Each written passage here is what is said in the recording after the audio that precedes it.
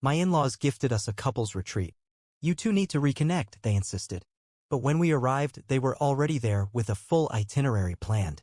What we decided to do instead left them speechless. When my in-laws, Bob and Susan, gifted my wife, Jessica, and me a couples retreat to Napa Valley, I had mixed feelings. You two need to reconnect, they said, emphasizing how the trip would strengthen our bond. Given the challenges Jessica and I had faced recently, a getaway sounded perfect. Little did I know, this trip would unveil hidden tensions and lead to unexpected confrontations. Upon arriving at the picturesque Vineyard Resort, Jessica and I were taken aback to find Bob and Susan already there, waiting for us in the lobby. "Surprise!" Susan exclaimed, her arms outstretched. Bob added, "We thought it would be wonderful to share this experience together." Jessica and I exchanged bewildered glances but masked our disappointment with forced smiles.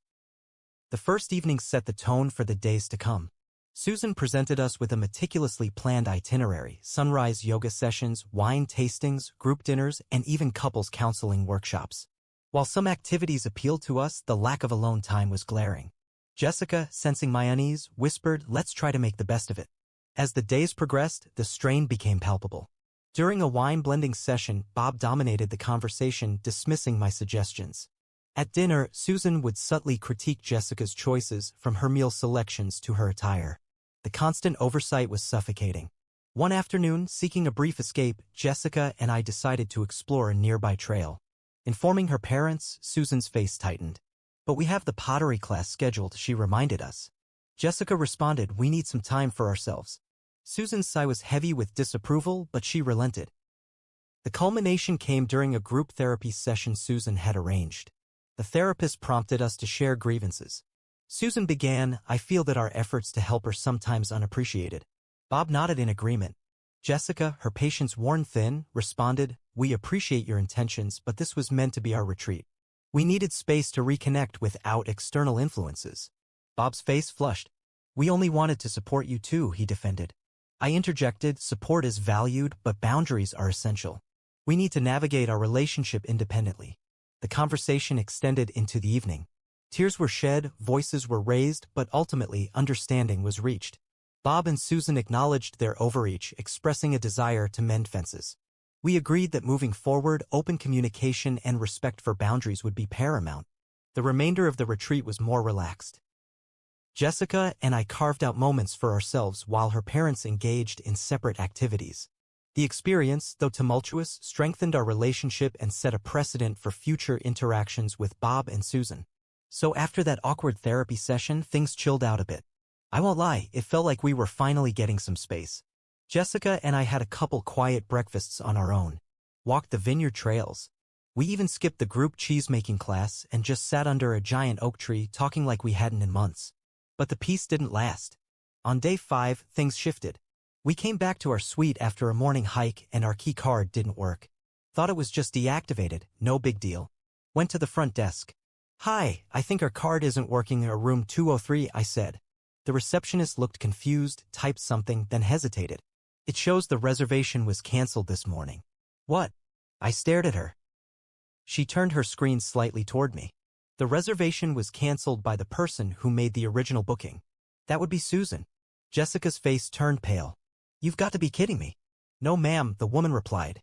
"We've moved your belongings to the front office storage until it's sorted." We walked over and saw our bags just sitting there by the bell desk. Like we'd been kicked out of a dorm. Jessica called her mom right away. "Why did you cancel our room?" Susan, sounding completely unfazed, said, "Oh honey, I just thought since the rest of the itinerary is shared, it'd be better if we all stayed together in the villa." "What villa?" "The one we upgraded to. It has 4 rooms and a shared kitchen. So much more cozy." Jessica just looked at me. She was trying to stay calm, but her voice cracked a little when she said, "You had no right." Susan just went, "Let's talk about it over dinner. We're making pasta tonight." We didn't go. That night, we got a cheap motel about 10 minutes down the road. Not as nice as the Vineyard Resort, obviously, but we needed space. Needed to think. But then the twist hit. Next morning, I went back to the resort to grab something we left behind in the gym locker room. While there, I ran into Marcy, the woman who ran the couple's workshop. Super nice lady, mid-40s, big smile kind of person. She looked confused to see me. "Hey, weren't you signed up for the extended couples growth seminar?" "No," I said. "We did the 1-hour session. That was it." She looked even more confused. Your mother-in-law signed all 4 of you up for the full-day version. Said you and Jessica were excited about deep work. She told me you'd confirmed everything. I just laughed. Loud. Of course she did. Jessica and I hadn't agreed to that. Hadn't even heard of it. But that's not even the worst part. Back at the motel, Jessica got a text from her cousin. Hey, I saw the retreat photos. Looks beautiful. Your mom is posting some really sweet stuff about you two reconnecting. Jessica opened Facebook. There were photos. Lots of them. Us at the wine tasting, me awkwardly sitting during pottery class, and a blurry one of Jessica wiping her eyes at the therapy session. The captions? So proud of these two for doing the work. Reconnecting, growing, healing. Families who retreat together, stay together. Jessica went quiet. For a long time. Then she said, this isn't just overbearing.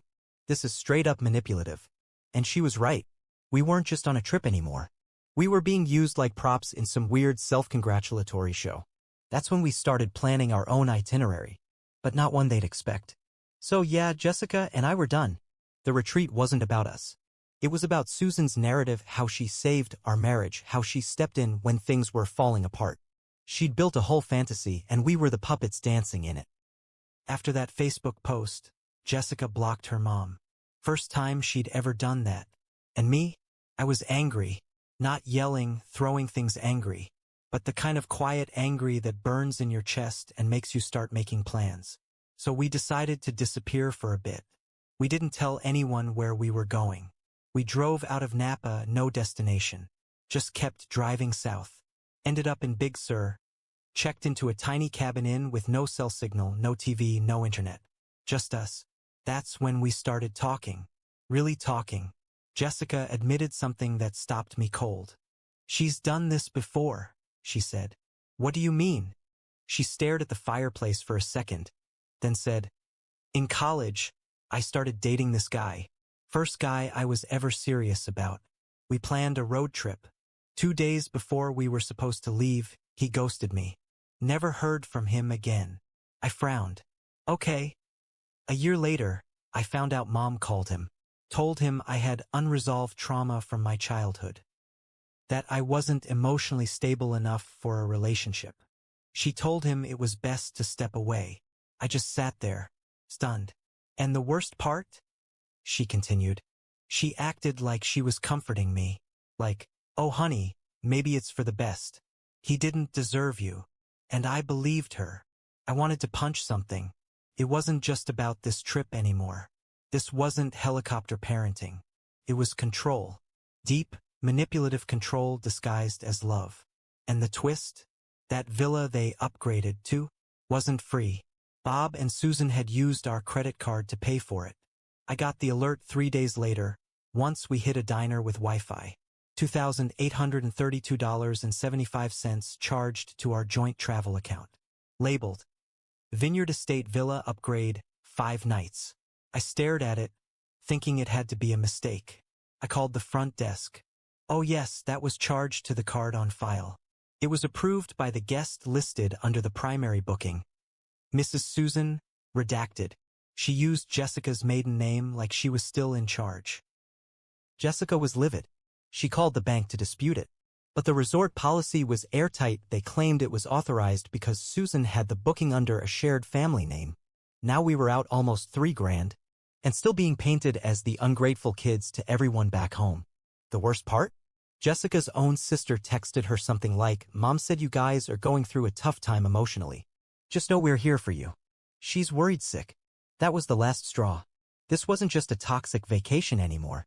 This was a pattern. A long, messed-up pattern of control, gaslighting, and manipulation wrapped in fake love and smiling brunches. So we made a decision. We weren't going back to Napa. We weren't going to the villa. We weren't calling, texting, or explaining. We were going to do something that would finally flip the narrative. And it started with an email. One single, perfectly worded email that would make Bob and Susan realize exactly what they'd done. And what was coming next. We drove back home a week later. Didn't say a word to anyone. While Susan kept posting healing and bonding photos, pretending we were all one big happy family, we stayed quiet. No calls. No messages. Not even to her sister. Then came the email. Jessica wrote it. It was short but brutal. Here's what it said. Subject. Stop. Mom, this trip wasn't about love. It wasn't about us. It was about you. About how things look to your friends. About how you're always the hero in every story. You took away our space. You took our money. You disrespected our marriage. And the worst part? You lied to people behind our backs. Told them we were healing, while using our private moments for Facebook likes. You didn't save our marriage. You almost ruined it. We're done playing along. From now on, we'll be making our own choices. And we won't be needing your gifts anymore. Jessica, she didn't sign it love, or your daughter or anything. Just her name. Clean. Final. We blocked her parents on everything. But the real twist? A week later, Susan showed up at our door. Tears. Shaking hands. Holding a binder full of printed emails, schedules, and screenshots. I was just trying to help, she said. I know you think that, Jessica replied. But it's not true. Bob stood behind her, silent. He wouldn't even look at me.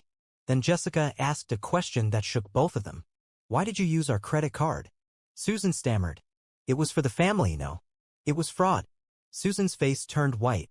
You wouldn't press charges. We already filed a report, I said. With our bank. And the police. That broke her. Right there, in our driveway, she collapsed into sobs. Bob finally spoke. You don't have to do this. I do, Jessica said. Because if we don't draw the line now, it never ends. We didn't go through with the charges. The police filed a report, the bank refunded the money, but we didn't press further. That wasn't the revenge we wanted. The real revenge? We cut them off. Cold. No calls. No visits. No holidays. No updates when we bought our house. No photos when we got pregnant. They weren't invited to the baby shower. Weren't at the birth. Didn't get a single picture of their granddaughter. People called us harsh. Said, but they're family. But sometimes, family is the storm you need to escape from. And we did. And yeah, I'll own my part. I should have said something sooner. Should have stood up earlier, instead of smiling through the fake dinners and awkward spa sessions. I let things slide because I wanted to keep the peace. But keeping the peace at the cost of your own dignity? That's not peace. That's surrender. So yeah, maybe I made mistakes. But I won't make them again. We built a new life. One with quiet mornings. Real conversations. And no fake gifts with strings attached. Jessica's smile now? It's different. It's real. And mine? It doesn't hide anything anymore. We didn't just get revenge. We got free. And in the end, that's worth more than any retreat ever could be.